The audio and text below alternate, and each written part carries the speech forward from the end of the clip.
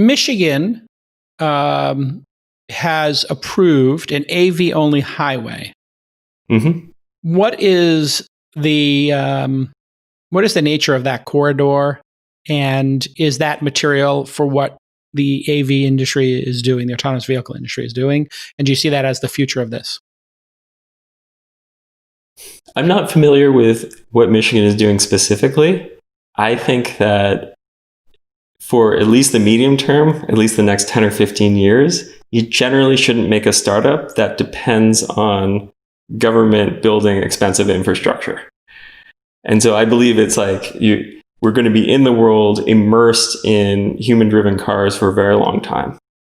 Is AI the way to go about building this rule set in software and just plugging in all of the inputs, all of the historical inputs? So you have all the times it's been disengaged, right? All the times autonomy has been disengaged, all the times there's been accidents documented, all the GPS data, every videotape of every accident, all just put into an AI that says go and, protect the driver at all cost. Or is this going to be more verticalized and narrow AI or narrow machine learning? We're going to really work on this in sort of segments. And then how is the model shaping up in that regard? So AI is a really big term. The way we approach it is like you're going to make a model, and you make a model to answer a very particular question. Like, where are there things I'm going to collide with? Where is paint on the road? What is the sky versus other things we should ignore? And then you can break that question down into what are all the ways we can analyze the data to figure out what are the axes along which that is important.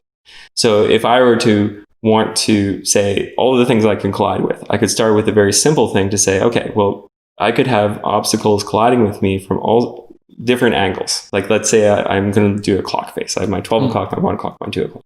I could have different colors. I could have different sizes.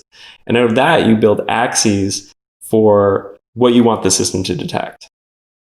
And so when we think about model building, it's very much an engineering process to say, well, first you have to be very specific about what you want the model to, what question you want to answer. You have to be very specific about the domain, like what are all the types of inputs. And then out of that, we go out into the world because we have cameras on cars and we have a fleet, and we look for those situations to occur naturally in the world. And then you can iterate on that and you can say, okay, well, we had two scenarios that we thought were the same that gave us a different answer. So now you put that back into a creative process that says, okay, what axes did we miss so that we can make a new training data set? And out of that, you also get things like holes, like what combinations of the world haven't I seen? And then you can pull that in from your fleet. So when I think about it, it's like the AI or the neural network itself, yeah, that's how you execute it. But all the engineering goes into the process that actually got you that data and how much human knowledge can you encode into that system. And what is your process for detecting gaps?